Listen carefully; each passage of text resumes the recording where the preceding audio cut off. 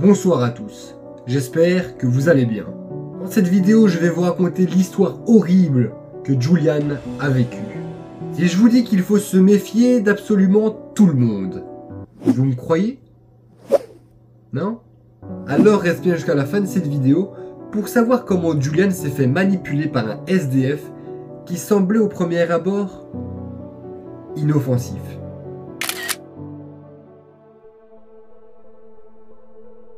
Julian nous dit que cette histoire lui est arrivée quand elle habitait dans sa ville natale. Elle nous dit qu'elle travaillait dans une petite librairie tous les jours de 9 à 19 heures.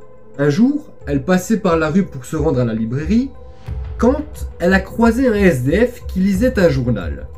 Ce journal qui était très usé et déchiré d'un peu partout. Là-dessus, Julian lui a donné un petit peu de monnaie en lui disant qu'elle l'attendait à sa librairie pour qu'il lui achète un journal.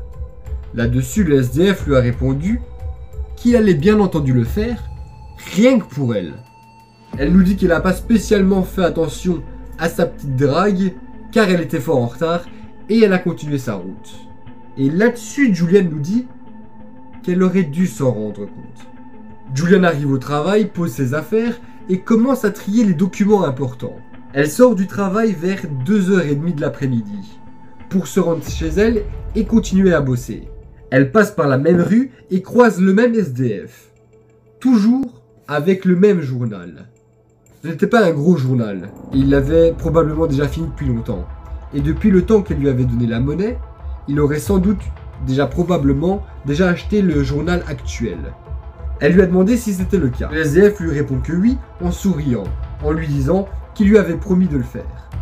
Julian nous explique qu'elle a une espèce de toc, et qu'à chaque fois que quelqu'un a dit quelque chose, elle doit vérifier si c'est vrai, mais vraiment dans l'immédiat. Alors elle a commencé à lui poser des questions sur l'actualité, mais là le SDF n'arrivait pas à répondre. Il lui a répondu qu'il a du mal lire et qu'il avait des problèmes de la mémoire.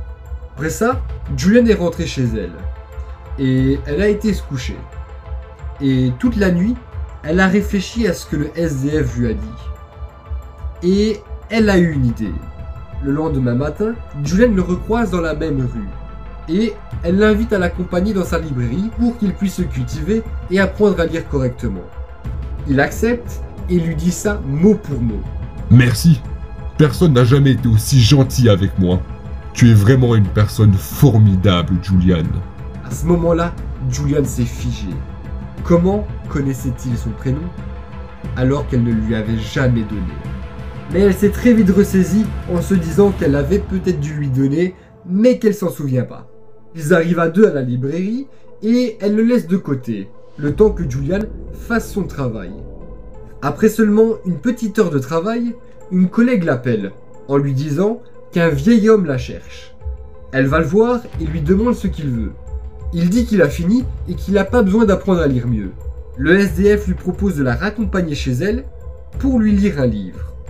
Julian lui refuse catégoriquement, tout en lui disant que c'est très bizarre comme demande. À ce moment-là, Julian nous dit qu'il a l'air très énervé. Et le SDF dit qu'il va faire un tour dehors. Après 30 minutes, Julian va voir ce qu'il fait. Et là, elle le voit sortir d'une vieille voiture. Et de loin, elle voit que l'intérieur est très poussiéreux. Et il y a des sortes de petites feuilles coupées en carrés noirs sur le fauteuil. Mais elle nous dit qu'elle n'y prête pas trop attention. Elle se pose surtout la question, comment un SDF a une voiture? Julian nous dit qu'elle voit le SDF rentrer dans la librairie et se diriger vers une petite bibliothèque. Elle ramassait quelques livrets et quelques documents à terre, quand soudain, elle lève la tête. Et là, elle voit quoi? Le SDF, avec un appareil photo pointant vers elle. Le mec est tranquillement en train de faire une photo d'elle. Il croise son regard et tourne la caméra, en faisant semblant de faire des photos des lieux. Elle va donc vers lui pour lui dire qu'elle va rentrer, et que s'il veut, il peut rester dans la librairie jusqu'à la fermeture. Elle arrive donc chez elle, termine d'écrire quelques petits trucs, puis va dans sa chambre pour se coucher. Elle s'endort, mais immédiatement se réveille en sueur, en ayant l'impression que quelqu'un avait toqué à sa porte.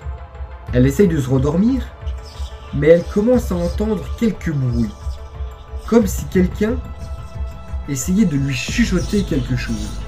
Et là, elle se rend compte que les sons venaient de derrière sa porte. Elle s'y dirige et se rend compte de ce que racontent les chuchotements. À ce moment-là, Julia nous dit qu'elle reconnaît immédiatement la voix du SDF. Elle se rend compte que depuis le début, il est en train de lui lire une histoire. Elle se dirige immédiatement vers sa chambre pour appeler la police. Environ 20 minutes plus tard, la police est arrivée et elle entend des bruits de lutte et des gémissements. Ensuite, la police ouvre la porte et explique à Julian que le vieil homme a été emporté et qu'ils la recontacteront s'ils ont des nouvelles. 2 jours plus tard, les policiers la rappellent. Et devinez quoi? Le vieil homme n'était pas un SDF. Et il la suivait depuis bien plus longtemps qu'elle ne le pensait. Le jour où il lui racontait une histoire devant chez elle, il avait amené un couteau avec lui. Mais ce n'était pas un simple couteau. C'était un couteau de boucher. Ce gars est complètement jeté. Car non seulement il a un délire complètement ouf avec la lecture, mais en plus de ça, il prenait des photos de Julian. Le mec, elle ne le connaissait même pas, mais il faisait que de la suivre. Et il lui a ramené un couteau de boucher, un putain de couteau de boucher. Et du coup, les feuilles carrées qu'elle avait vues dans la voiture, c'était en fait des photos. Des photos de Julian.